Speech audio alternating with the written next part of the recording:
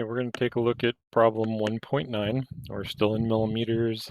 Parts origin located as indicated. I don't see a red origin anywhere, so if it's incomplete or doesn't show, you get to pick. I'm going to pick the center of the part. So based on the dimension, we have 25 up, and 30 down. So if I were to put this at the middle, that would give me some strategy to work with. The line sketches, center line, corner bosses and cutouts are the same size. So we've done the contours and regions. So I do want to present this as two ways to build. So we're going to build this first section, and then the corners will build up and the cutouts will build down. And actually, since we need to remove the material, we'll build all the way down. And then we'll go back and we'll compare that with the contours and regions, where we just use one sketch and then share and reuse that sketch. So let's fly that out of the way. We'll open up our new part millimeter, and this is going to be a sketch on the top plane. Okay, so this would be a good one to use the center rectangle, and we have to decide, do we want the construction, the center lines, to go from corner to corner or from the midpoints. It doesn't really matter in this case. Sometimes they're, oops, that's Control Z. I got a little button happy there. There are some times where the corner to corner is better, and then there are times where the midpoints are okay. So we're going to select the object, go into the dimensions, select the object, place the dimension, add the nope, that was the 175. Add the number, hit enter, and that gives us our value. So we want to have for our dimension 100. All right, so from the top plane down, I'm going to extrude, and always have the fun part of doing math. All right, so if I grab the arrow and drag it the correct direction, that is pretty much the same as toggling the direction on the property manager. So we have 25 and 30 to get to 55, but if I'm not sure of the math, then we can enter the value 25 plus 30 and it will return 55. Okay, so in this case, let's go ahead and open up a sketch on the top. I'm going to do the shortcut, but keep in mind, we can also, if you pre-select, you can go right into the sketch. It'll open on that face. If you haven't pre-selected, then when you go into the sketch, it's going to go, hey, where do you want to sketch? And then you just pick. All right, so there's no, it's whatever makes sense to you as to which way to go. If you see a different way to approach this, try it. It's it's not going to hurt my feelings if you go off on a tangent and build something completely different, or build it the way completely different than I did. All right, so I need a rectangle. I'm going to put in center lines because I would like to mirror these. And we'll just go from midpoint to midpoint again. All right, so I'm looking for those relations as we get it come across. You'll see the little box with a line and a point in the middle, and that'll let you know that you're at the midpoints. If we're going along an existing object, then we'll see the midpoints as we drag along along those objects. So let's go ahead and we will select one of the lines and click to place it, and we need 40, not 10, and then the top is 22. Okay, and then we'll select our geometry, and if I hold down the control button, I can include the mirror, or we can go right into the mirror. Just make sure that you highlight the box turns blue under mirror about so that we can see the result. All right, so if I go right to left, again, we're going to get the center line. In this case, I want to mirror about the horizontal, so that doesn't help me. So I can just click out of it, pick anywhere in the work area, and that will clear the selection. And then we can go left to right, which will grab my two rectangles.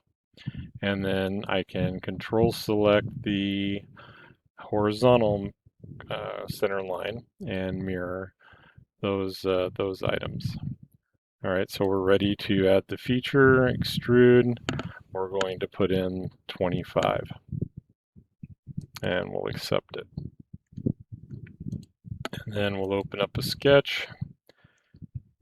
Now, if I did not, for some reason, want to do the center lines, let's go through some of the relations that we will use along the way. And there are many ways to generate this geometry. So let's go over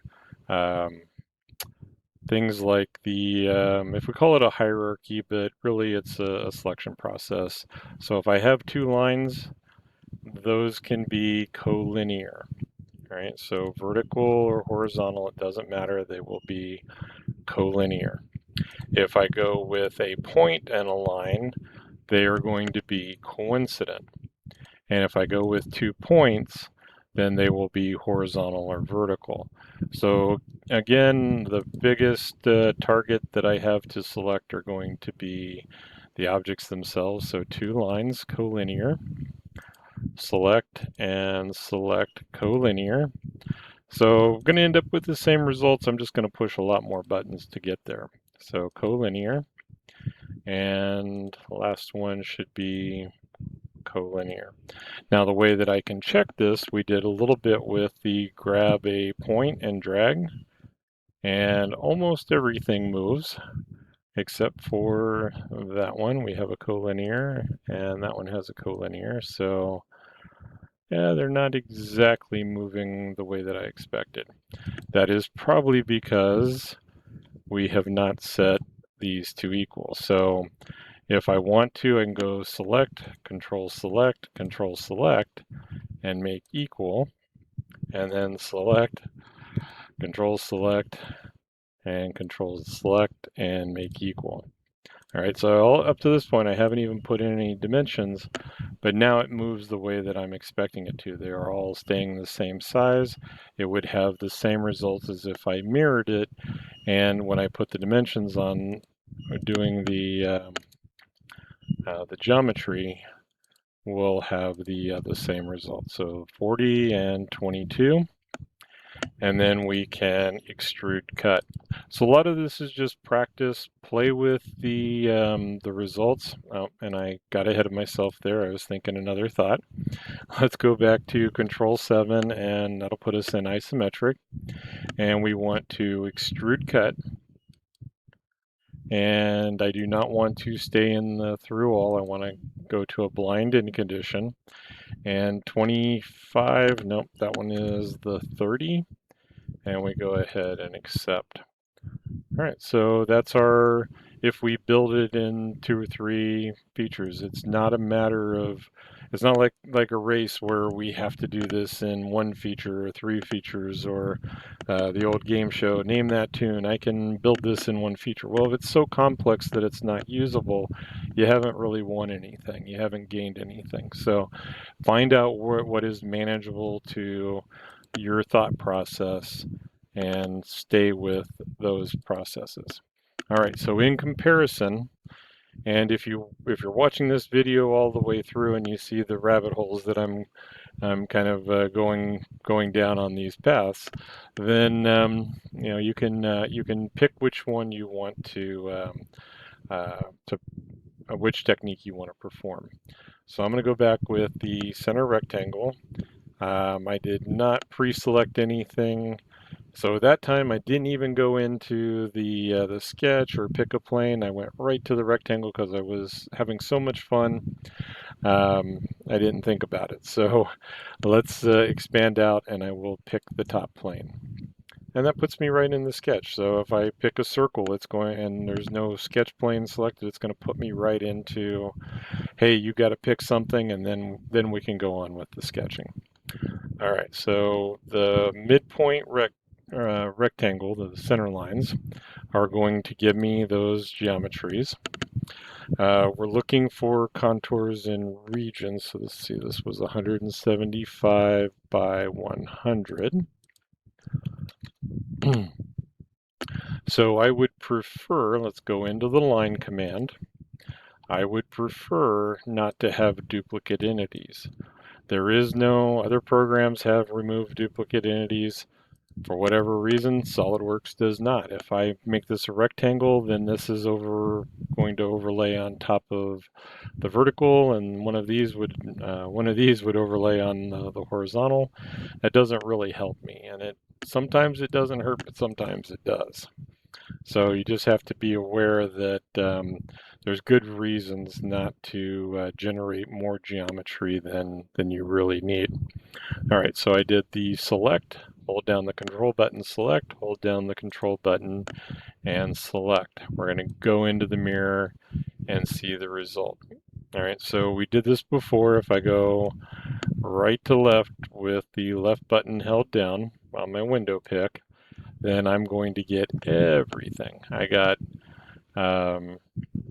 these guys. I got well, almost all of the geometry. I don't really need that much geometry. So how about I go, oops, let's try, oh, one of the things with the shaded sketch contours, when you pick inside of the shaded sketch contour, you are telling it you're picking that that region or that that contour. So let's just make this easier and do it's only 3 or 4 lines, and we'll talk about the contour after. All right, so I get my geometry, I go ahead and select. We pick the object, and that gives me the 22. We pick the horizontal object, that gives me the 40. And now I have my shapes. So let's go ahead with the features, and there's a couple of end conditions that I would like to present. So the center section is the contour. So notice that we have 1, 2, 3, 4, 5, and sometimes the center lines decide they want to participate too, which could potentially give us 4 more. You're just going to respond to it, do what you need to do, and go on. So on this first one, I'm just going to go to the contour. I would like to see this at the isometric, so if I go Control and 7, then I can better see which way these are going. So the center segment is 25. And we go ahead and accept. And then we're going to reuse that sketch. So I need to, the little right arrow becomes a down arrow. And then we go into the sketch. And even though I can't see that internal geometry, I do know that it is there. So I want to do an extrude boss, and it's going to be in the contours. Contours and regions. So this time I'm going to go with a region because I don't want that additional geometry. We're going to reverse it, and let's just say I don't want to do the math for some reason. We have this from, and we don't use from very often, but it is super handy to have available. So middle mouse button, rotate up and over a little bit so I can see the bottom. And when we go to the from, I want to pick a surface or a plane, which pretty much takes that sketch, picks it up, puts it on that face, and then says, oh, you want to go another 30 from there? Sure, no problem. All right, so there's my 30. Okay, so that goes in that direction. And then I go back to that sketch and I say, let's extrude one more time. And this time we are at the 25 millimeters, so making sure that I've activated the contours. Now I'm going to go in and select each of the rectangles in the corner.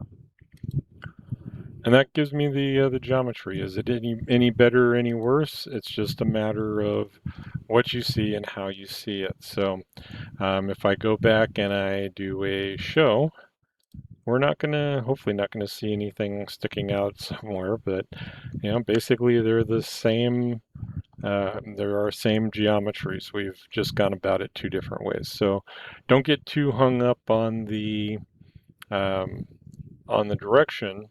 If if you're tackling one of these without the videos, without the instruction, just start where it looks like you should start and take it as far as you can. You're going to paint yourself into corners. I do it all of the time, and then you paint yourself out of them. So it just becomes part of the process.